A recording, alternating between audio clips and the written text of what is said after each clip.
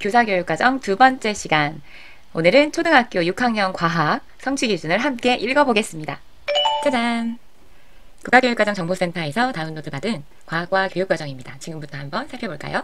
과학의 기본 성격은 모든 학생이 과학의 개념을 이해하고 과학적 탐구 능력과 태도를 함양하여 개인과 사회의 문제를 과학적이고 창의적으로 해결할 수 있는 과학적 소양을 기르기 위한 교과라고 합니다.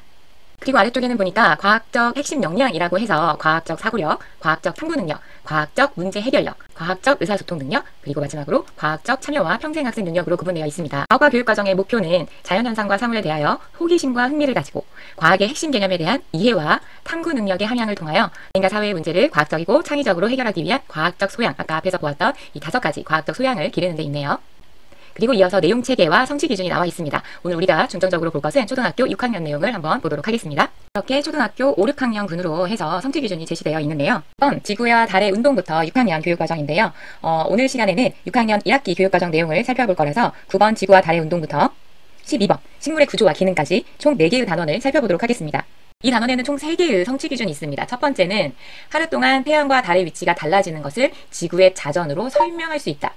두 번째는 계절에 따라 별자리가 달라진다는 것을 지구의 공전으로 설명할 수 있다. 그리고 마지막으로 달의 모양과 위치가 주기적으로 바뀌는 것을 관찰할 수 있다입니다. 성취 기준을 보았을 때 일단 세 번째 성취 기준의 경우는 단지 그냥 한 차시 수업으로 진행을 하면 안 될 것 같다는 느낌이 오죠. 우리 학생들이 생활 속에서 일정 기간 동안 달의 모양과 위치가 실제로 주기적으로 바뀌고 있는지를 관찰해야 되는 수업이기 때문에 뭔가 중장기적인 프로젝트가 필요하다는 느낌이 딱 오네요. 성취 기준 해설을 보면 조금 더 이 성취 기준의 구체적인 설명이 나와 있는데요. 두 번째 성취 기준에 별자리의 명칭에 초점을 맞추기보다는 계절에 따라 보이는 별자리가 다르고 별자리 위치가 달라지는 까닭을 이해하는 데 초점을 둬야 한다고 해요. 즉 우리가 이 수업을 실제 아이들하고 함께 할 때 단순히 무슨 별자리는 어느 계절에 무슨 별자리 어느 계절에 이 단순히 암기가 중요한 게 아니라 이렇게 계절에 따라 별자리가 다르다. 그리고 왜 다르지? 그 이유에 대해서 이해하는 데 초점을 두는 수업을 이루어져야 되겠네요.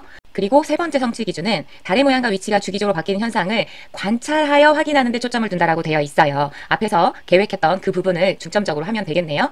지구에서 보이는 달의 모양, 즉 위상이 변화는 자 여기서 확인해야 될 거. 앞에 별자리 부분에서는 까닭에 초점을 둔다면 지구에서 보이는 달의 모양, 즉 위상이 변화는 까닭은 다루지 않는다라고 지금 성취 기준 해설에 되어 있습니다.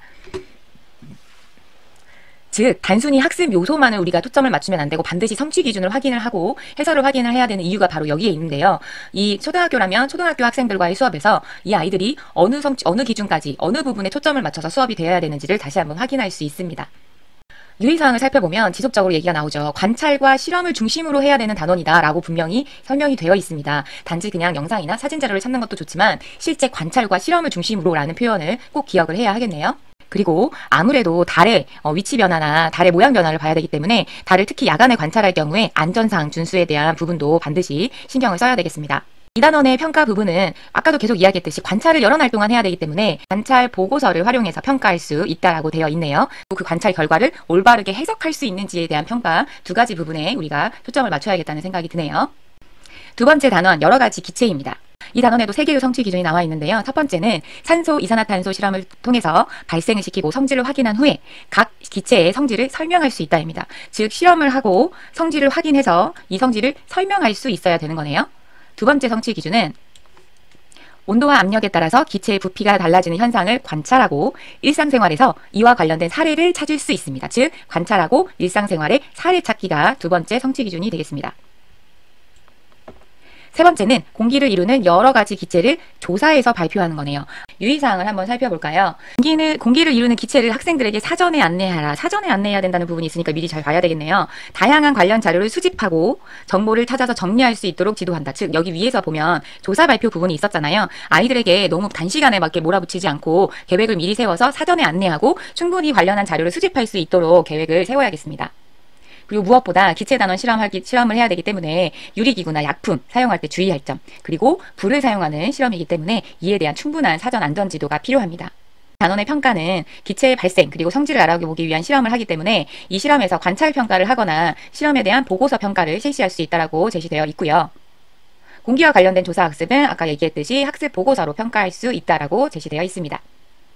다음은 빛과 렌즈 단원입니다. 성취 기준을 살펴보면 프리즘을 이용해서 햇빛이 다양한 색으로 나타나는 현상 관찰, 그리고 햇빛이 여러 가지 색의 빛으로 되어 있음을 이걸 통해서 설명할 수 있다가 하나 있고요. 두 번째 성취 기준은 빛이 유리나 물, 볼록 렌즈를 통과하면서 굴절되는 현상을 관찰하고 그 관찰한 내용을 그림으로 표현할 수 있다라고 성취 기준이 나와 있습니다. 세 번째 성취 기준은 볼록 렌즈를 이용해서 물체의 모습을 관찰하고 볼록 렌즈의 쓰임새를 조사할 수 있다라고 되어 있네요. 성취 기준 해설을 보면 햇빛을 프리즘을 통해서 이렇게 다양한 색으로 나타나는 현상을 관찰할 때 우리 초등학교 학생들에게는 빛의 분산이나 합성이라는 용어는 사용하지 않는다라고 해설이 되어 있지요. 햇빛에는 여러 가지 빛이 섞여 있음을 그냥 인식하고 관찰을 통해서 인식할 수 있게 하면 된다라는 설명이 되어 있습니다. 또 평가는 학생들이 빛의 진행 경로를 관찰하고 이렇게 그 그림을 선으로 표시를 하잖아요. 그래서 그거와 관련된 수행평가를 활용하는 것이 좋다고 제시되어 있습니다. 자, 마지막으로 식물의 구조와 기능입니다. 첫 번째 성취 기준을 보면 생물체를 이루고 있는 기본 단위인 세포를 현미경으로 관찰할 수 있다. 현미경이 나오는군요. 그리고 두 번째, 식물의 전체적인 구조 관찰 실험을 통해서 뿌리, 줄기, 잎, 꽃의 구조와 기능, 즉 구조와 기능을 설명할 수 있다라고 되어 있고, 마지막 씨가 퍼지는 방법, 그리고 이렇게 이 씨 퍼지는 방법이 다양하다는 것을 설명할 수 있다라고 제시되어 있습니다. 조사학습 방법 및 유의사항을 보면 현미경 사용할 때에 식물 세포 연구 표본을 이용하도록 하는데, 이때 동물 세포 연구 표본도 함께 관찰하면서 동물도 역시 세포로 구성되어 있다. 이 정도까지는 같이 볼 수 있고요. 학습자 수준에 따라서 식물 세포 표본을 직접 제작해서 관찰할 수 있다라고도 제시가 되어 있습니다.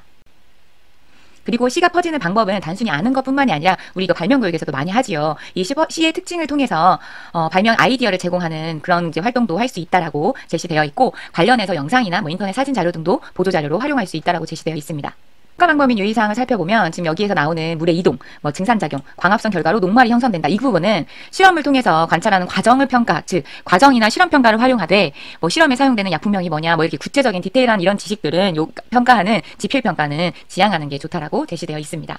그리고 13번부터는 2학기라서 다음에 보도록 할 건데요. 이렇게 오늘은 4개의 단원을 보았고요. 6학년 1단원은 사실은 과학자처럼 탐구해볼까요? 라고 해서 우리 자율탐구 단원이 들어가 있어요. 오늘 읽은 내용을 토대로 정리를 해서 그러면 어떻게 1학기 수업을 재구성하고 어떻게 수학 방법을 꾸려갈지는 다음 영상에서 한번 소개를 해드리도록 하겠습니다. 오늘 꽃쌤과 함께한 성취 기준 읽어보기 어떠셨나요? 사실 혼자라면 쉽게 지나칠 수 있는 일들도 이렇게 함께라면 같이 한번 생각해보고 우리의 수업을 조금 더 향기롭게 바꿔줄 수 있을 것 같습니다. 수업 맛집으로 자리 잡고 싶은 꽃쌤, 좋아요와 구독도 눌러주세요.